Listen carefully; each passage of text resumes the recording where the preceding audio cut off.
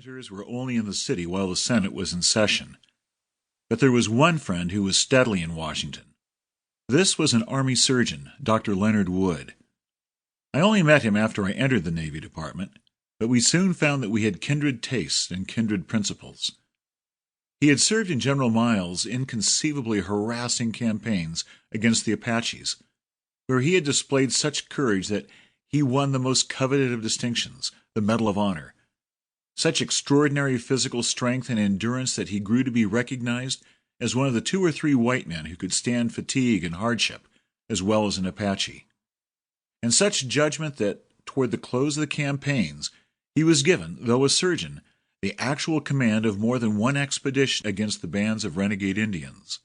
Like so many of the gallant fighters with whom it was later my good fortune to serve, he combined in a very high degree the qualities of entire manliness with entire uprightness and cleanliness of character.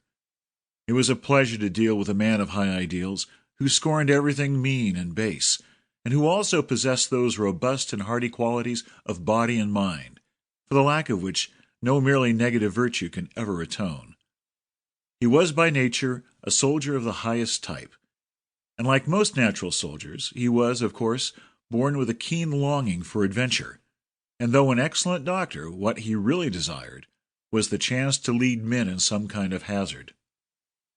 To every possibility of such adventure he paid quick attention. For instance, he had a great desire to get me to go with him on an expedition into the Klondike in midwinter, at the time when it was thought that a relief party would have to be sent there to help the starving miners. In the summer, he and I took long walks together through the beautiful broken country surrounding Washington. In winter, we sometimes varied these walks by kicking a football in an empty lot, or on the rare occasions when there was enough snow, by trying a couple of sets of skis or snow skates which had been sent me from Canada. But always on our way out to and back from these walks and sport, there was one topic to which, in our talking, we returned, and that was the possible war with Spain. We both felt very strongly that such a war would be as righteous as it would be advantageous to the honor and the interests of the nation, and after the blowing up of the Maine, we felt that it was inevitable. We then at once began to try to see that we had our share in it. The President and my own chief, Secretary Long, were very firm against my going, but they said that if I was bent upon going they would help me. Wood was the medical adviser of both the President and the Secretary of War, and could count upon their friendship. So we started with the odds in our favor. At first, we had great difficulty in knowing exactly what to try for. We could go on the staff of any one of several generals, but we much preferred to go in the line. Wood hoped he might get a commission in his native state of Massachusetts, but in Massachusetts, as in every other state, it proved there were 10 men who wanted to go to war for every chance to go. Then we thought we might get positions as field officers under an old friend of mine, Colonel, now General, Francis V. Greene of New York, the colonel of the 71st. But again, there were no vacancies.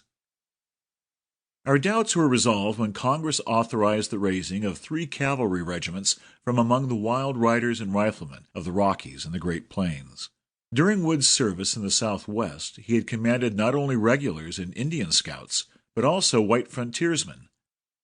In the Northwest, I had spent much of my time, for many years, either on my ranch or on long hunting trips, and had lived and worked for months together with the cowboy and the mountain hunter, faring in every way precisely as they did. Secretary Alger offered me the command of one of these regiments. If I had taken it, being entirely inexperienced in military work, I should not have known how to get it equipped most rapidly, for I should have spent valuable weeks in learning its needs, with the result that I should have missed the Santiago campaign, and might not even have had the consolation prize of going to Puerto Rico. Fortunately, I was wise enough to tell the secretary that while I believed I could learn to command the regiment in a month, that it was just this very month which I could not afford to spare, and that therefore I would be quite content to go as lieutenant colonel if he would make Wood colonel. This was entirely satisfactory to both the President and Secretary, and accordingly Wood and I were speedily commissioned as colonel and lieutenant colonel of the 1st United States Volunteer Cavalry. This was the official title of the regiment, but for some reason or other the public promptly christened us the Rough Riders. At first we fought against the use of the term, To keep listening to this audiobook, I've left you a link in the description so you can do it, at no cost thanks to Audible's 30-day free trial.